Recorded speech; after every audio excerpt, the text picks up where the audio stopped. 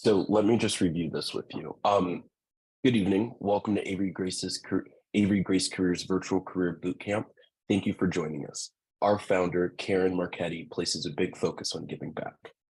As we're in a time of constant change, especially when it comes to the job market, we thought this would be a perfect opportunity to share her skills and 15 years of experience in the industry with you all today for free. We'll be focusing on best practices when looking for a job, social media and branding, and overall social media and branding, resume, resume tips and best practices, and then resume resume. tips. Mhm. I didn't have the accent over it. Resume tips, got it. For over 30 years, Karen has been a noteworthy industry expert with an array of experience, starting with the Fortune 100 company, where she began a professional career in contract administration before she became adept at hiring, coaching, and finding out what makes successful businesses tick. Currently, as the founder of Avery Grace Careers, she spends much of her time helping individuals and corporations implement best training, coaching, and hiring practices. When she isn't working with her clients or volunteering as a partner of the International Rescue Committee, you can find her playing her gongs, singing bowls, and other percussion instruments. Thank you, Karen. The floor is yours. Thank you. Any edits on those, or? No, I think that's perfect. And then I'll just say thank you, Jay. I appreciate the kind words, and then I'll launch into the script. That is perfect. I'm going to.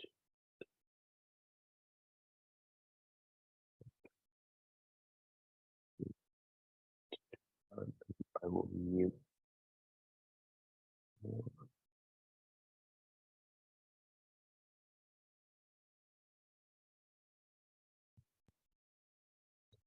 Let's give it 5 minutes and then we can just begin, and I can see people as we need to add them.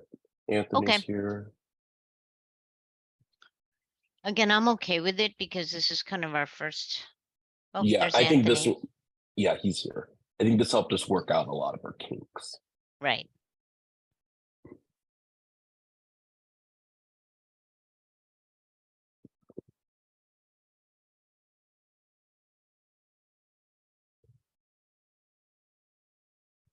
Here, we can ask him that if he wants to.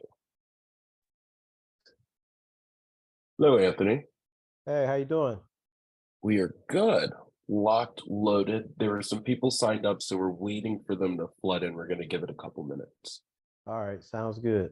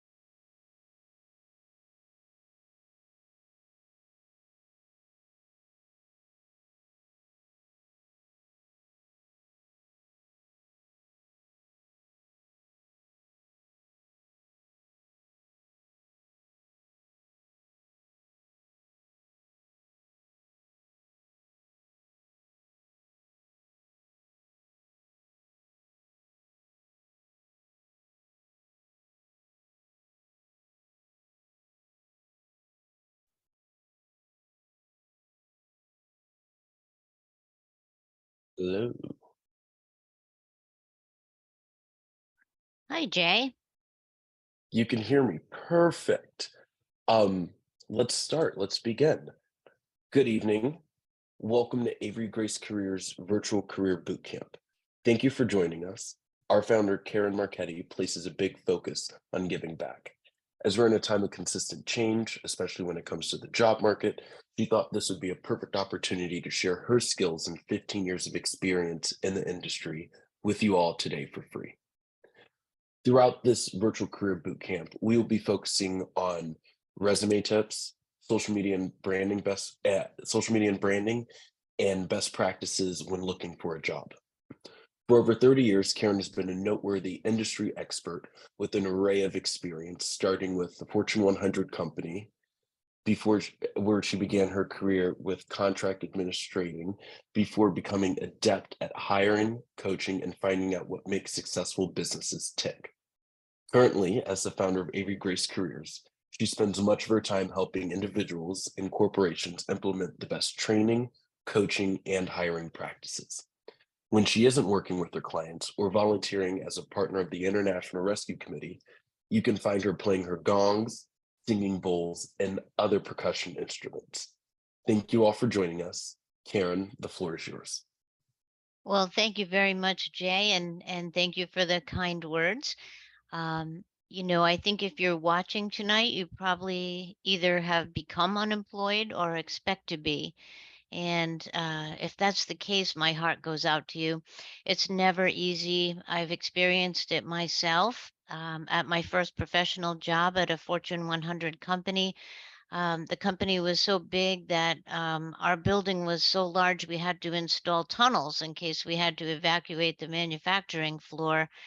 When I left that company, my boss and I were literally the last two people in that giant building, having watched hundreds of our colleagues answer their phone, get called down to HR, and not come back. I'll never forget watching one of our older engineers who was expecting that dreaded call and had put a cooler with a six-pack of beer and a lawn chair in his trunk, and he set it up there in the parking lot and drank it until his wife arrived to drive him home.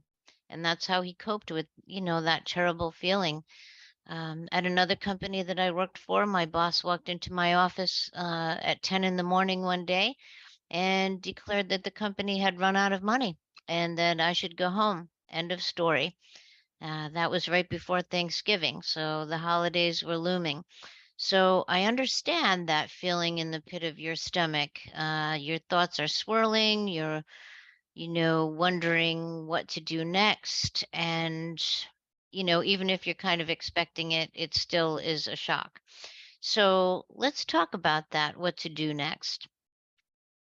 First, let's talk about the job market. You can proceed from a position of strength because really the job market is probably stronger than what you hear on the news. I think the news tends to be very dramatic and really promote what they think is going to hit the strongest emotions. But I don't think you should buy into that gloom of doom sort of perspective. I think it's probably, better than you think. So while there are certainly challenges out there, making the right moves now open up the most and best opportunities for your next position. So let's talk about how people get hired. For the vast majority of people in almost all occupations, that starts with applying online. So it can be mind numbingly repetitive to input the information over and over for different employers. So I want you to be prepared for that. Plan to do some and then take a break, repeat as necessary. Um, but you're sort of entering the process a bit downstream. Prior to you seeing that ad on Indeed or LinkedIn or wherever, a hiring manager for that company told a recruiter at their company that they need someone for that position. They agreed on the job description and other parameters, and then the recruiter entered it into some sort of an applicant tracking system. When doing that, each system has fields that can be marked as mandatory. So they're taking the keywords from the job description and putting them into the mandatory fields.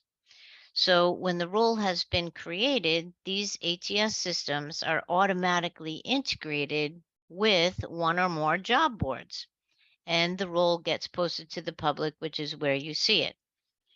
So some may not have the required keywords as people apply. So the recruiter will likely not open your application if, in fact, that is the case.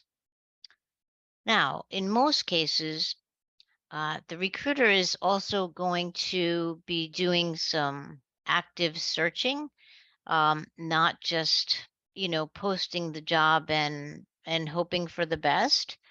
So they will be going to LinkedIn or Dice or other social media or resume repositories and entering in, you guessed it, some criteria to develop a short list of candidates fitting the criteria.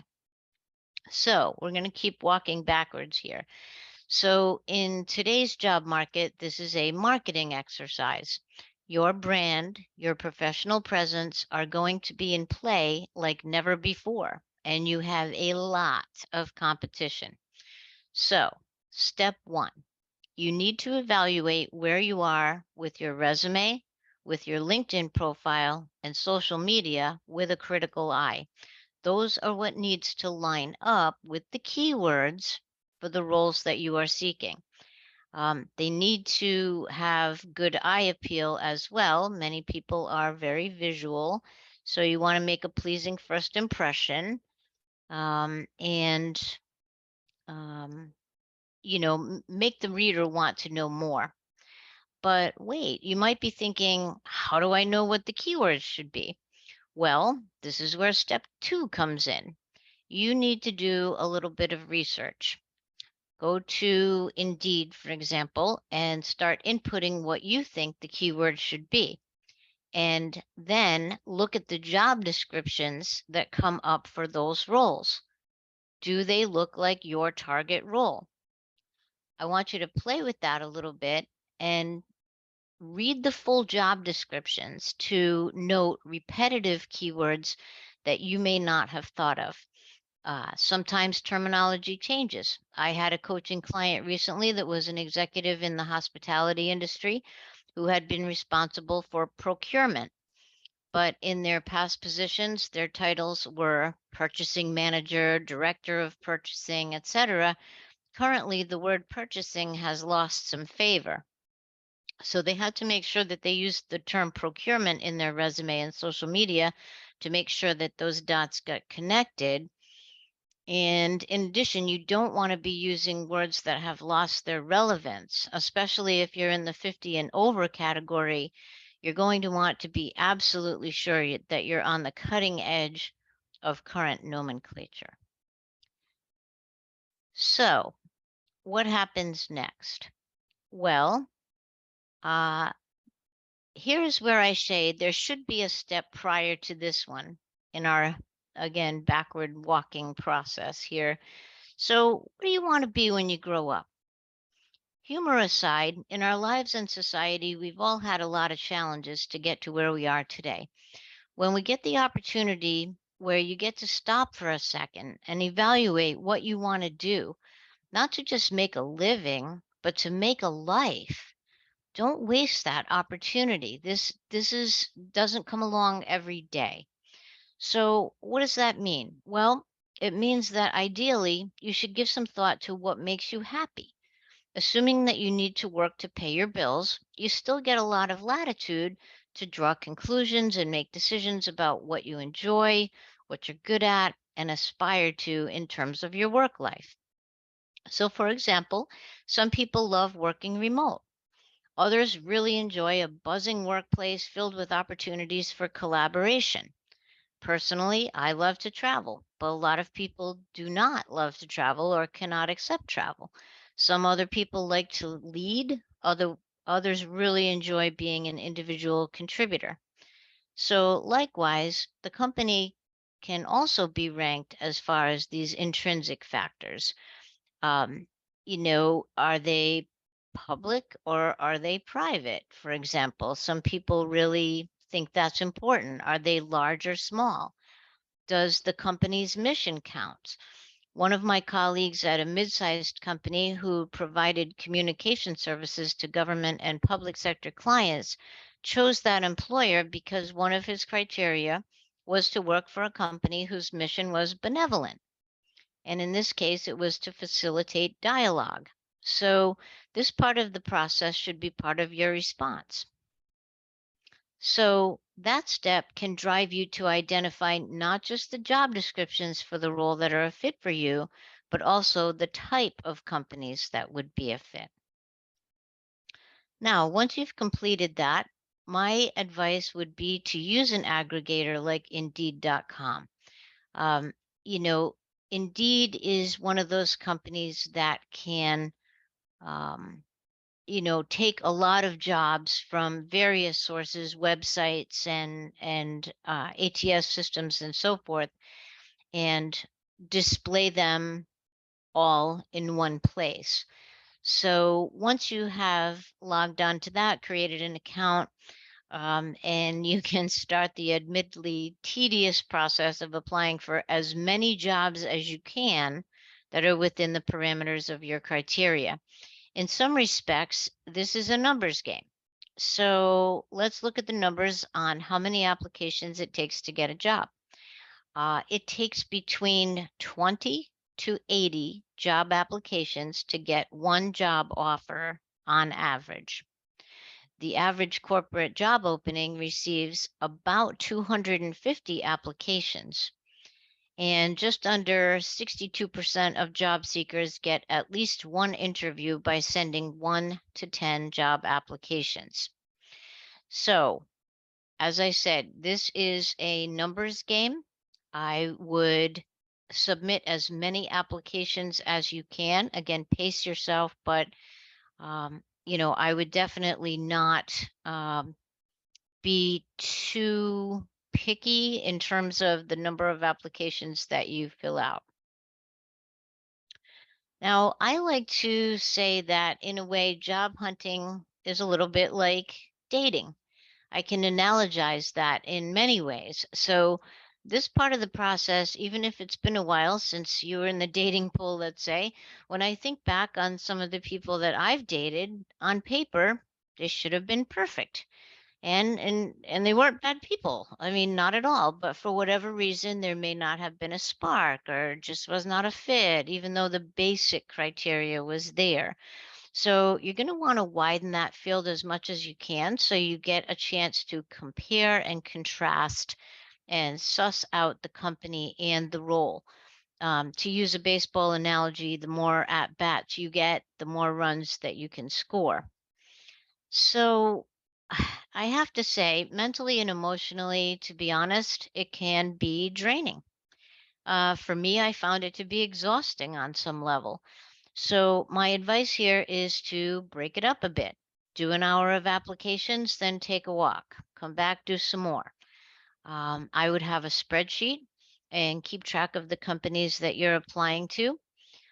Part of that is to document your job search to qualify for your unemployment benefits, but another important use is to be able to follow up on the ones that you are ranking as tier one in their desirability. We talked about, the criteria. So your spreadsheet should have a column that would designate what the priority is of that particular company, the initial fit, as a 1, 2, or 3 designator. Now, a day after you apply, I would look on LinkedIn. Put in your search box at the top the company name and then people. And then many times it has a link to their website, and you can sort by a variety of filters to see if you can identify who the hiring manager is. And I would go ahead and try and send them a message on LinkedIn or call them on the phone, leave a message, one message. The gist of it would be though, hey, I saw and applied to your posting for a blank, fill in the role, and I feel I am your candidate because, and then have a strong, brief statement of why that you are the best fit for that position. You could continue on. I'd love to talk about it. And if you agree, I can be reached at, and then include your number. I also sent you a message on LinkedIn with my contact information. So I would repeat that process and keep on doing that. I mean, it's really not um, as difficult. Again, it may be repetitive, a little bit boring, but remember, you're in charge. You can go ahead and really work from a position of strength here. Employers are still extremely willing to hire, so don't get discouraged. As in the dating world, sometimes you have to throw a lot of gravel back in the stream before you get a gold nugget. So that should give you a good running start. If you have any questions, you can put that in the chat, or you can email me directly at Karen@averygracecareers.com. In addition, if you need a resume, LinkedIn profile, coaching so that you can ace your interview, we do have a free initial consultation policy. So you can send me an email to schedule that free consultation. And now I would like to pause and see if there are any questions. You can go ahead and put those in the chat if you like. I do have one question already that was sent in. And so let me read that question. So the question is, I have had several first interviews, but no callbacks. What am I doing wrong? Well, thank you for that question. So, in my experience as a top recruiter since 2005, I would tell you that when I look at the candidates that have been hired, it hasn't always been the quote unquote best candidate that gets hired. Sometimes there are seemingly arbitrary factors that come into play. One of my first assignments as a junior recruiter was to fill several actuary positions we had contracts with the top 3 consultancies at that time. And I found a candidate who had absolutely stellar credentials, and I was super excited to submit her to my clients.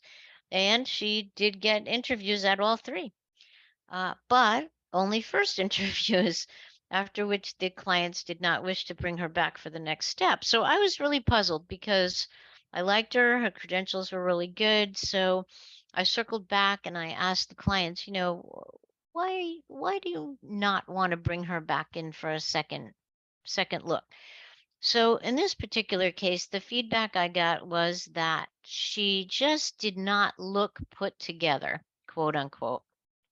So I drilled into that, and they said, well, her shoes didn't, quite match the rest of her outfit. And I said, really, is that important to you? And they said, well, yeah, it kind of is, because in this particular position, we're looking for somebody that is very detail oriented, and we want to see evidence that the person is detail oriented. And if they can't put together an outfit that looks like it matches well, then maybe they don't have such detail orientation. So, why do I bring that up? When it comes to second interviews, you have to make sure that you maximize the opportunity in your first interview to show them how wonderful you are. And sometimes details matter. Maybe some coaching on how to control that first interview. You're not just along for the ride. There are ways to definitely know what you want to convey during that interview and what you want to come away with. What sort of information is important to you to measure them? So, bottom line is preparation is going to be the key to go from interview 1 to interview 2. So, I hope that answered your question. Um, I don't see any other questions at the moment, but certainly if you do have a question, or if you are viewing this presentation rather than live, you're watching it later, you can certainly always email me directly at Karen@averygracecareers.com. So thank you very much for tuning in this evening. I hope that the holidays are not going to be too stressful for you, and that your employment situation is going to be working out just fine. I appreciate you tuning in, and thank you, and hope to talk with you soon.